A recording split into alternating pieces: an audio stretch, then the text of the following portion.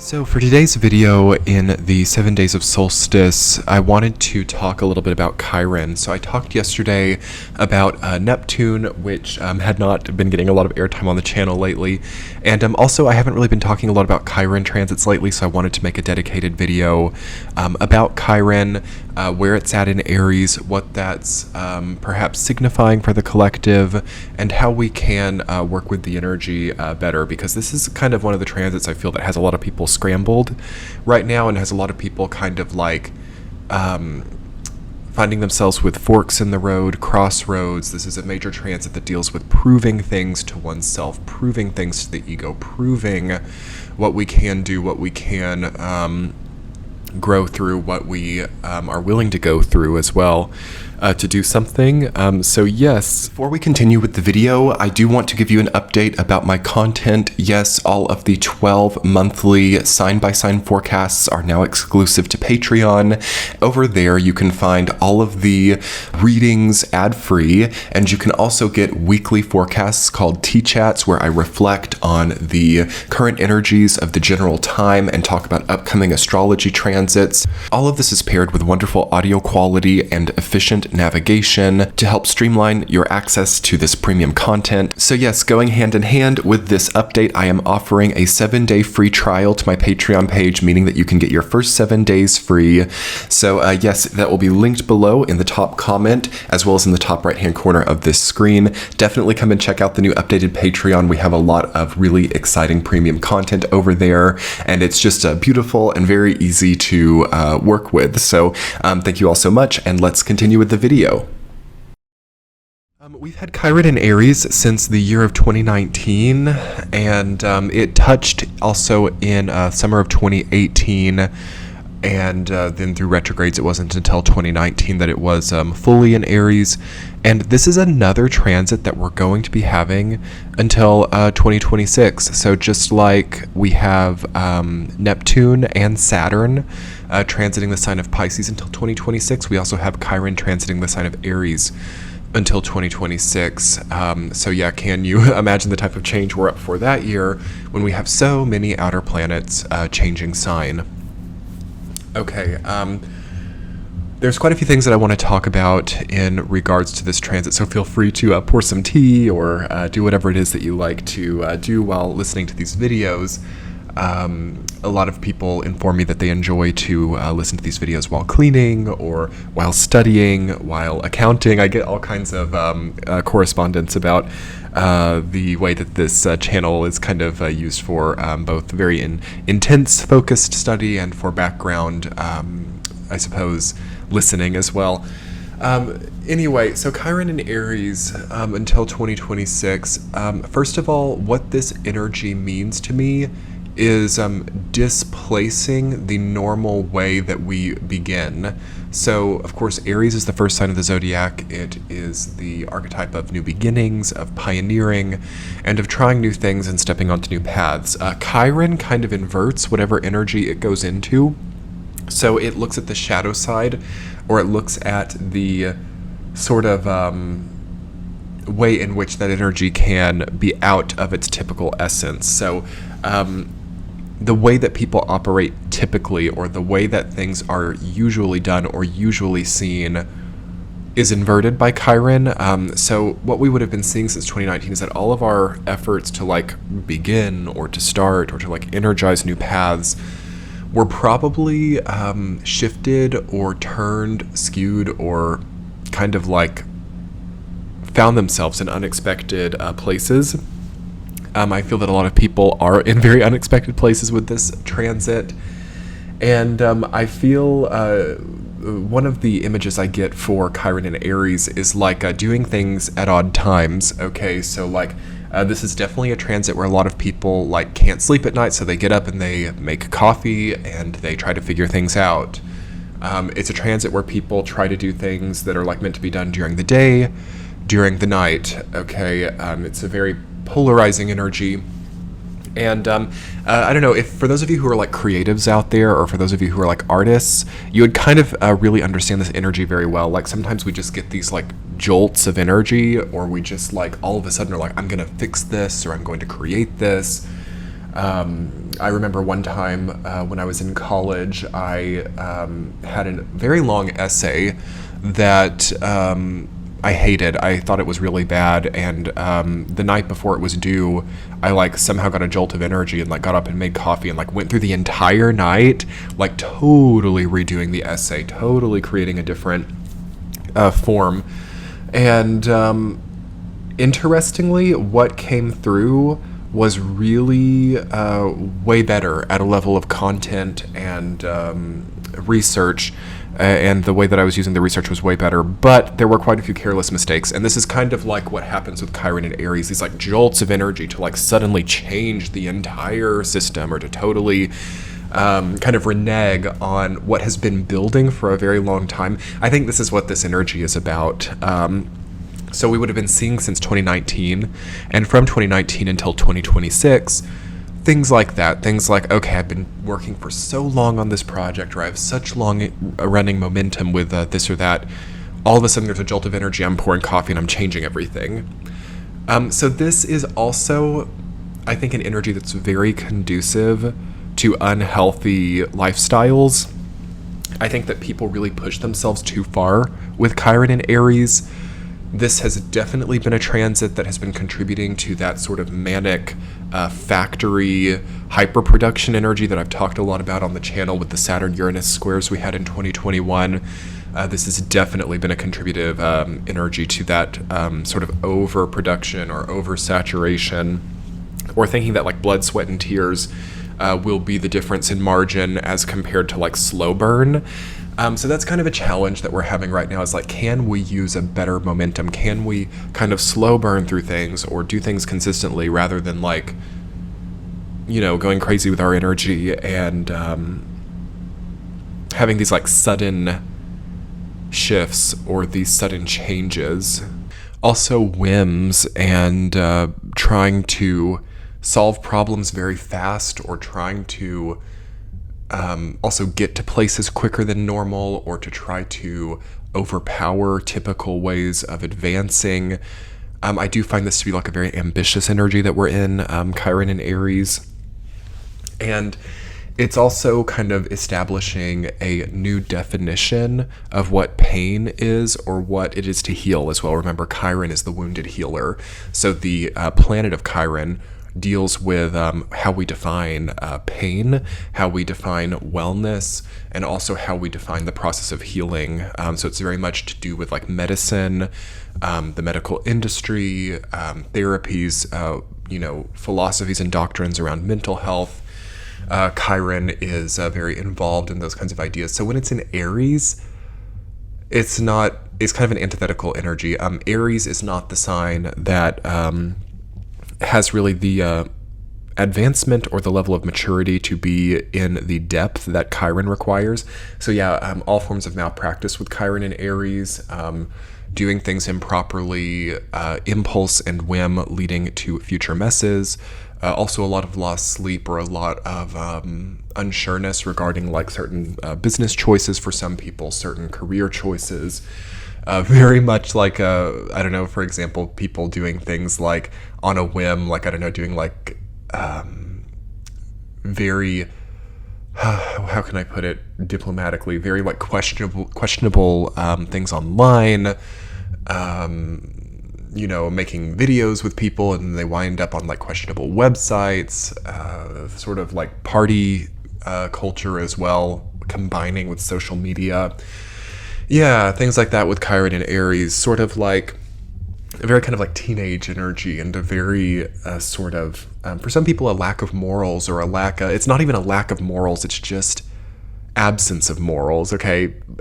Almost as if someone is too youthful to have much of a complex moral compass, or to have much of a formed rationale as well. So people being taken advantage of because of their youth in an industry, very likely with Chiron and Aries. Also people being taken advantage of for like money, people being also like believing in new things as well. So this is kind of an interesting thing. Like things which have never succeeded before suddenly being like financeable, things that have always failed, things that have always, so funny, Chiron and Aries, things that have never worked before, things that never could have ever worked, things that are ridiculous to think about, things that, like, for example, a very much more sort of wise, older Saturnian person would not give the time of day, suddenly becoming very popular, but will it last? Probably not. By the time we hit Chiron and Taurus in 2026, we're looking at a very different, much more mature, much more ancient, long-running, sort of more complex moral compass coming back through. And that's already starting to establish itself with Saturn in Pisces. So 2023, already at this phase of the larger Chiron and Aries transit, 2019 to 2026, 2023 already starting to kind of make people who are kind of in like unsustainable places, or places that are like, you know, all that I do is like trust that my cryptocurrency accounts are going to get me through, or my like stock market day trading is going to get me through, like these kinds of kind of like cheat codes of life, or things which are kind of like manically entrepreneurial, print on demand businesses, okay, things that are very fiat, trading in currencies. I don't know. There's a lot of things that like people get very rabid about in this current paradigm that we're in. It's like, oh my God, that can make me money, or oh my God, that can get me into that group of people, or it's also Uranus in Taurus, right? And Saturn in Aquarius that we had before. So we're already starting to kind of come out of it, and Chiron in Aries is starting to get into its second phase, well into its second half phase. And there's a much deeper meaning that this transit is trying to cultivate in us, which is, why don't I trust the new vision of my life? Why won't I allow myself to hold space for who I've always known that I would be, or the we're reharmonizing our base impulse with our higher mind, with Chiron and Aries. And it's very likely when we had Chiron in Pisces that there was a huge distance between like the deep inner root level impulse and then the higher conscious brain, mind, and perception. So then Chiron in Aries came in 2019, and it starts to try to fill that gap. That's the best thing I can say about Chiron in Aries, but that's chaotic, okay? Therefore, Chiron in Aries and Chiron in Pisces both are very close to the energy of just pure chaos, pure storm. Lots of people having health emergencies, okay? Chiron in Aries, yeah, accidents, health emergencies. It's not funny, but it's like, it's something that people kind of get themselves into. For example, the person who like eats nothing but sugar all day questions and has an existential crisis of why the diabetes diagnosis happened, you know? So like we have to like, with Chiron and Aries, like not freak ourselves out and get into these like crazy mind. This is also like what Chiron and Pisces was doing as well. I think this is a momentum that was established during Chiron and Pisces, where it's like, I can't accept what this crutch or what this addiction or what this dependency in my life means for the long term. I can only be with it in the short term. And now we're in Chiron and Aries. It's very hard to get a long-term perception. And we're starting to have like maybe the symptoms of, you know, what some of these things which feel so good or that we want so much mean with repetition and momentum. So that's hard. That's a hard thing that I feel that people are going through right now. But there is some very positive things that we can lean into with this transit as well. For example, totally new healing modalities. All right. Esoteric healing, very Chiron and Aries, and Chiron and Pisces. Of course, my efforts here on YouTube started during Chiron and Pisces and have continued likely throughout the entire duration of Chiron and Aries. So yeah, it's very much like taking healing into your own hands, Chiron and Aries, like kind of like, ooh, this is interesting. What's the word? It's like antonym of relinquish. So like calling back or withdrawing some of your healing potential from like other people and kind of like reclaiming your own healing for capacity. So, or your own capacity for healing. So what people are really doing with Chiron and Aries is they're learning how to heal, or they're on the healing journey. They're not like delegating their healing. They're not, and that's why you kind of see people moving more into different kinds of spiritual movements as well, more individualized spiritual movements with Chiron and Aries, and the combination of Saturn and Neptune and Pisces as well. Cult of the self is definitely there, all right, in Chiron and Aries. SelfDeification is very much a part of the equation with Chiron and Aries, which is kind of like comparable to Luciferianism. And I would definitely probably say there's been a big growth of that during this time, but it's not really like that either. It's more of like a pure form interest in the self and questioning like what the self goes through or what regenerative abilities one person has. And I think maybe there's been a lot of room to make discoveries during this transit about, okay, who am I and what like hidden abilities does my body have to regenerate itself? Whether from like more of a spiritual perspective or from more of like a scientific medical perspective. So I would imagine there's some type of progress happening with like cellular regeneration or stem cell industries, things that can also like heal scars. Interesting, like scars, Chiron and Aries, battle scars, the fallout of war, very kind of, and as we already see, much more militant, right, than the previous Chiron and Pisces. Chiron and Pisces was way more about like art and culture and glamour and Hollywood, and now Chiron and Aries is much more about like warmongering and militant imposition onto various cultural groups as well. Culture wars, Saturn being in Pisces and Chiron and Aries, Neptune in Pisces. Culture wars. I think that people really struggle with restraint during Chiron and Aries. I think it's a very cathartic energy.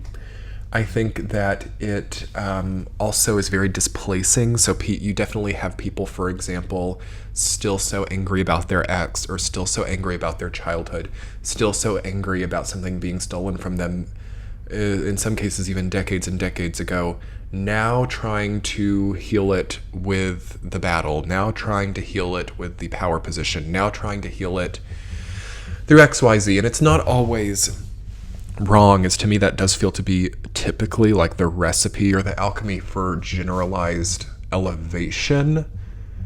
But the real superstars and the people getting a lot stronger and durable with time, and not just having major like falls or major collapses in the distant future, are people who can actually heal what happened, or actually find acceptance and move on and relinquish the pain of the past. And I feel like there's a major division here at the collective consciousness. Is there's a very edgy part of the collective consciousness that's really been growing over these last few years. It's like, my pain is my reward. My pain is why I have power. My pain is why I know what I want now. And then there's another side of the collective consciousness that's like, I have grown through my pain and I no longer have to have it, and I'm releasing it back into the universe. And there's like a real transcendence. But then all of that pain from that side of the collective is kind of like being eaten by the other side of the collective that's so like pain focused and so deliberately trying to alchemize pain into like either power or money or something like that. Again, this is very like Pluto and Capricorn, and that's already starting to like die out. And we're seeing which side is going to have the edge. And I really think it's more like the more transcendental side, but it's easier said than done, I feel, in this time, you know, after we've gone through years like 2020 and after we've gone through years like 2016, 2014, 2008. It's just really hard. It's really difficult for people to move on. It's really difficult for people to just forgive. It's really rare to see somebody who has lived through years like that, or lived through other things that were more personalized and less collectively oriented, allow themselves the present moment. Okay, and what do I mean by that? This is where we see the antithesis of Chiron and Aries. Aries is the sign of the present. Okay, Aries is not past or future oriented. Chiron is only past and future. Chiron is not present oriented so much. So it's kind of the whole package, but it's also deeply conflicted.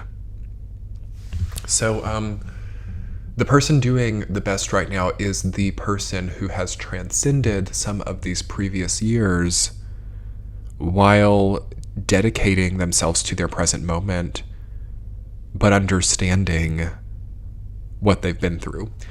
And it's not to say that people who are so dialed into pain body or trauma or, working through PTSD, whatever it is, it's not to say that they don't have anything. It's not to say that there's not something there for them. There's a lot, but I don't really know the right descriptor for what their day-to-day is like, or what their over a longer period of time moving toward.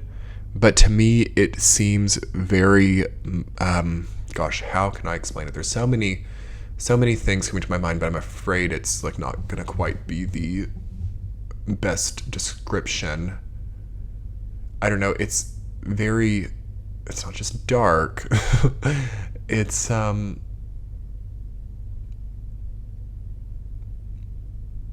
almost like diving down. Okay, so it's like being in a lake at nighttime and moving downwards, not really being able to see. It's kind of like a distancing from the senses, and I don't really like that.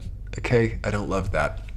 I don't love that feeling. I think that it's not necessary. But then, yes, there are some people like really going deeper into the earth as well. This is also kind of like the energy of archaeology, or the energy not just of archaeology, but like really, I suppose, like geology, like understanding the deeper core of the earth, which is kind of a solar energy, actually, all the way down there.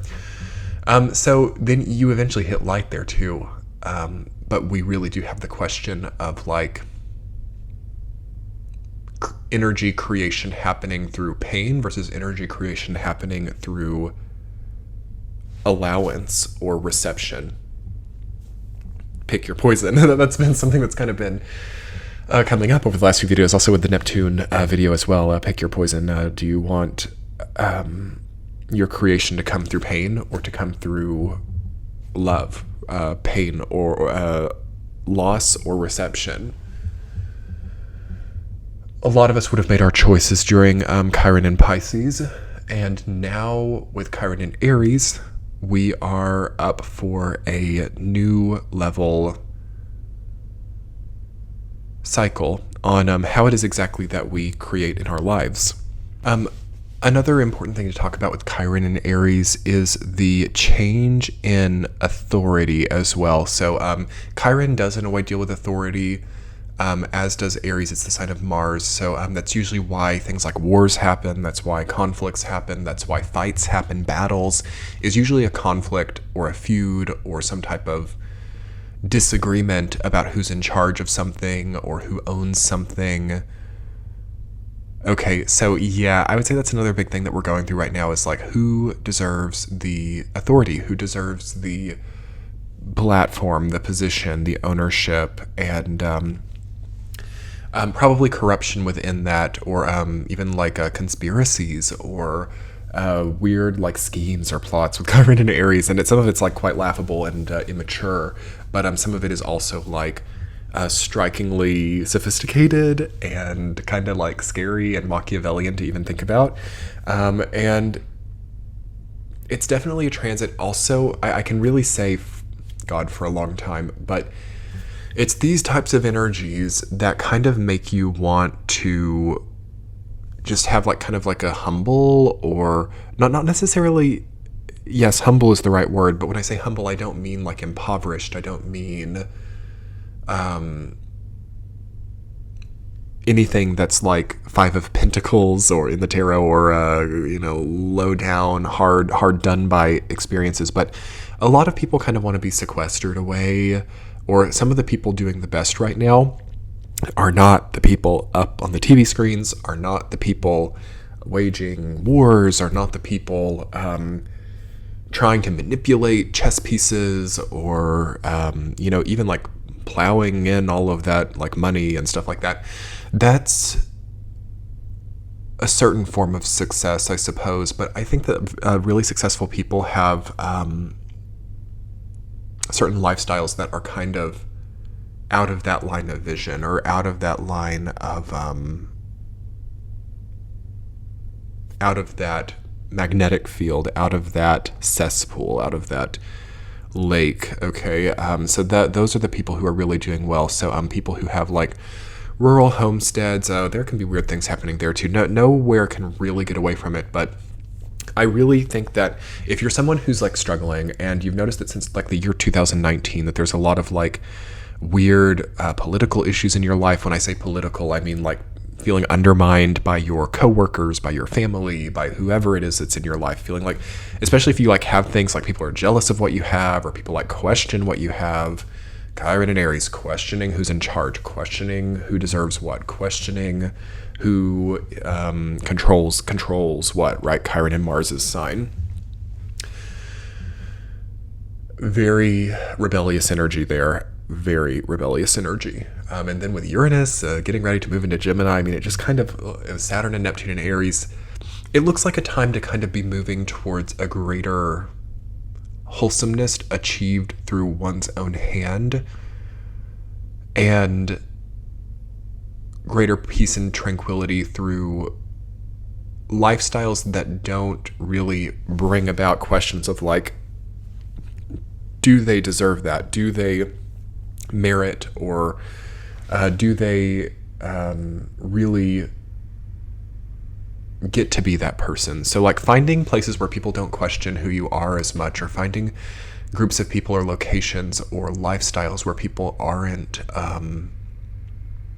angry just because of your existence is good for a lot of people. But then for some people, it's just not going to be avoidable, and they're just going to have to kind of assert who they are. And that's where we start seeing that aggressive energy, that Mars-like energy come out in a very either wounding or healing way of like battle or conflict. So we only have now about 3.5 more years of Chiron and Aries, so we're coming into the more advanced part of the transit.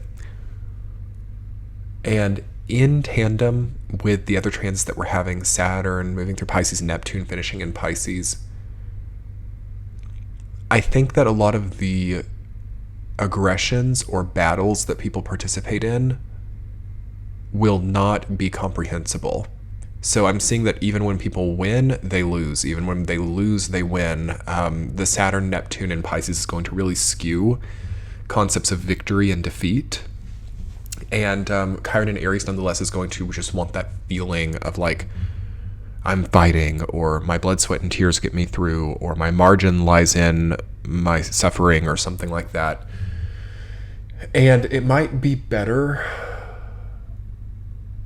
to make it fiction, okay? Or like if you have like a lot of aggression in your life, like channel it through art, writing, write a fantasy novel, I don't know, prayer, and private sequestered experiences really are feeling better to me. I think that a lot of people in very like group oriented dynamics, a lot, not all, either have like severe ego traumas or are looking for aggression or looking for conflict to prove something to themselves and to finally, heal the inner child, or to finally, get back at their ex or whatever it is, like through a conflict with like a coworker, or through like their business, or through, because again, this Neptune and Saturn and Pisces that we have is leading to like a transposing, so people can like poetically solve their problems, or they feel as if like, if I finally get that promotion, I'm gonna heal my money wound from childhood, or if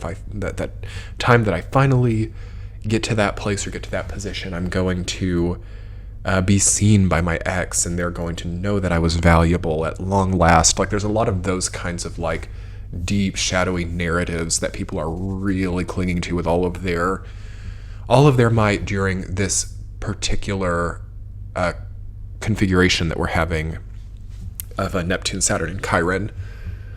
And